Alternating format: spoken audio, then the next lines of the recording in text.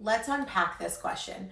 There are a lot of reasons that you may not be able to have an orgasm with a partner, but can have an orgasm on your own that have nothing to do with your partner and or anything physically wrong with you. When we are alone in self-pleasure, it is typically when we are at the most relaxed state. Why? Because we feel safer with ourselves more than we feel safer with other people. And that's not a dig at your partners. Your partners can make you feel the safest in the world, but it's innate human nature that when we are by ourselves, we feel our safest. So when we are in self-pleasure, because we feel very safe, really relaxed, we tend to have the ability to have an orgasm a little bit better than when we are with a partner having sex. Other contributing factors of why you're able to orgasm by yourself versus via sex. Number one, insecurities and getting into your head via sex. I was having this really beautiful conversation with a friend at a bar where they were saying, like, even during sex, when I'm comfortable with someone, I still feel insecure. Like, what my body look like, or am I doing it right? Like, all of that is mental jargon and or clutter that gets in your head during sex. So if you were sitting here and feeling like, oh my God, this feels really good, but I wonder how they're perceiving me, right? I wonder how I look to them. I wonder if my ass looks good, my thighs look good, my boobs look good. All of these things are gonna prevent you from having an orgasm because you are so focused on being in here that you're not focused on what's going on in your body. You're sinking into your logic and your mind rather than your feeling. And in order to orgasm, you have to be at a clear head and really feel into it. Sometimes, not intentionally, sex can feel like a performance rather than what it is, which is two people coming intimately together. If you are in your head about how you look, how you sound, how your partner feels, you are not concentrating on what is actually happening. You're being pulled out of the moment and you're not concentrating on how your body feels. Sex is supposed to be something that's kind of raw and carnal, and your brain is not supposed to be a part of it, but that is so hard for every single person on this planet to do, which is clear their mind and tap into their body. A lot of times, some of us struggle from disruptive thoughts during sex. So you're in the middle of the moment and then you see some dirty laundry over in the corner and you think, oh, well, I have to do laundry later. Boom, you're out of sex. If you have a lot on your plate and you're having sex, you may be going through your to-do list in your head of what you need to do after sex without actually focusing on what's happening in front of you. On top of that, like you said, you were brought up to believe that sex was bad your entire life. So when we go in and we have sex, and if we were shamed sexually growing up, we were told that sex was dirty. We were told that sex was only something for procreation. We were told all of these things,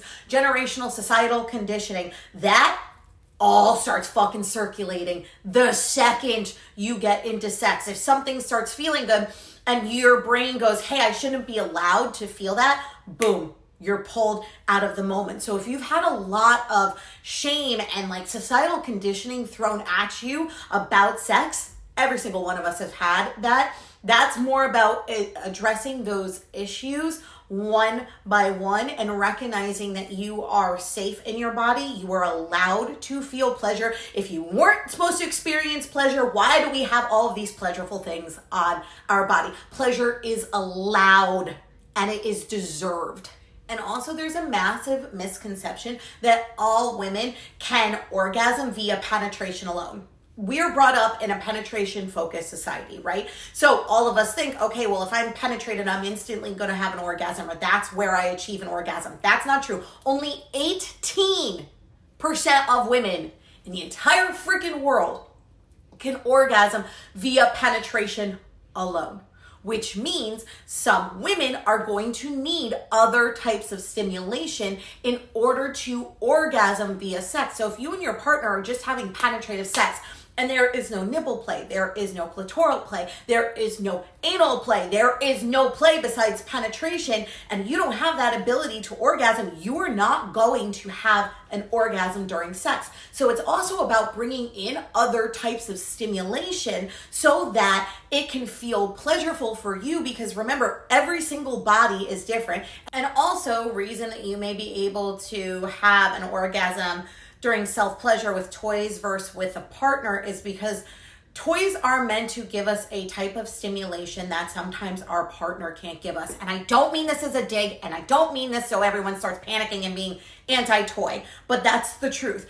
Toys are machines, which means they have machine motors, which mean a thrusting toy can sometimes thrust harder and or longer than your partner. A clit vibrating toy can vibrate your clit harder and or faster and or longer than your partner's hand and or tongue. There is nothing wrong with that, but that is the facts. So that type of stimulation, the intensity, the speed, the patterns that toys offer aren't something that translates sometimes into sex. So we need to know that that also might be a factor, is that type of stimulation that can get us off, our partner may not be able to do on their own. And that's why if you are struggling to achieve an orgasm with a partner without toys, bringing toys into the bedroom will make things a lot easier. Toys are not competition, they are enhancers. And there are people out there that will be like, well, no, you need to be able to come via me, not a toy. Absolutely freaking not. If the toy helps your partner come and or orgasm, why wouldn't you celebrate it? You are bringing that pleasure to them because you are participating in that pleasure with them. You are instantly a part of it, even if you are not the source of creating it. If you are holding a toy to your partner's body and they are withering and they are moaning and they are loving it, you are part of that process. You are doing that to them because you are there with them. Yes, the toy is creating the sensation. You are creating the intimacy factor of that connection. And that's why it always boggles my mind when people sit here and say, no, I don't want toys in the bedroom. I think that's so unbelievably selfish to your partner. If you want your partner to experience the most pleasure and your partner cannot orgasm via penetration or just sex alone, bringing in toys will offer them that type of pleasure that they deserve. And you should be so unbelievably supportive of that, and you should empower them through that journey, because it's unfair to say, hey, during sex, because I can get off during sex, we only are going to focus on penetration so I can get off. And then you leave your partner high and dry. Your partner is not going to like sex. They're not going to find it pleasurable. And guess what? They're going to stop having sex with you because you are not bringing to them what they are bringing to you. We never want that. So if you're struggling in the bedroom, start adding toys. And then to address your question, how do I become better at sex? You can't become better at sex until you heal that trauma that is, hey, sex is shameful, sex is dirty, sex is taboo. You have to go through all of those limiting beliefs that were put on you as you were growing up. You need to tackle each of them with yourself and or with a therapist and say, hey, listen, sex isn't dirty. Sex isn't taboo. Sex is fun. Sex is exciting. Sex is adventurous. I deserve to feel all of that pleasure during sex. Once you're able to break down those barriers, sex will innately just become more pleasurable because you start liking it better. And if you start liking it better, you want to participate in it. You want to explore more. You want to discover new ways of feeling that pleasure, but you have to give yourself permission first in order to do it. And the way you get better at sex is you talk and you communicate with your partner to find out what they like and what you like.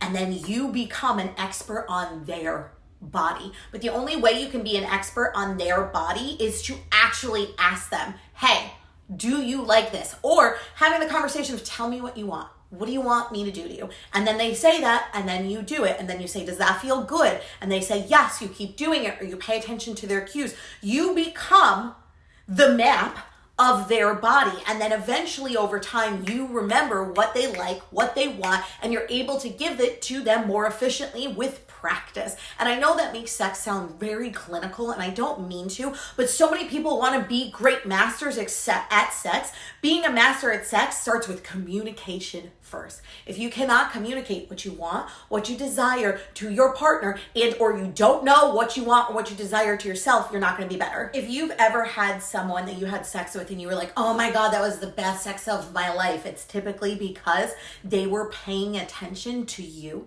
your body cues, your vocal cues, how you were. They listened to what you wanted, what you desired, and they delivered on that. That's what makes sex so memorable. And it is two people trusting each other and being like, let's explore each other's bodies without guilt, without shame, without judgment, and see where it goes. That is the type of sex that lives rent fucking free in your head. And that's the type of sex that so many people want to go back to, because they're like, I felt seen, valued, and heard. And that partner delivered on pleasure because they saw me in the way that I needed to be seen in that moment. Sounds spiritual, whatever have you.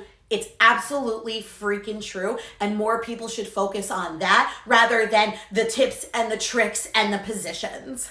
But let me tell you something real quick. I think people are afraid to communicate about sex, and that's why they rely so heavily on tricks, tips, and different positions, is because they are afraid to ask their partner what they want and what they desire. And they think, oh, well, if I come to sex with all of these things, all of these tricks and these tongue positions and these fingering positions, I don't really need to ask my partner what they like. I can just go in and shine. It's kind of like an ego thing. But you have to remember, what works for one partner doesn't work for another partner. So you can have a laundry list of tips and tricks and then go into a session and try every single one of those tricks, and your partner is like, I don't really like that, because it might not work for them. And this is why communication is so key. Ask your partner what they want and what they desire.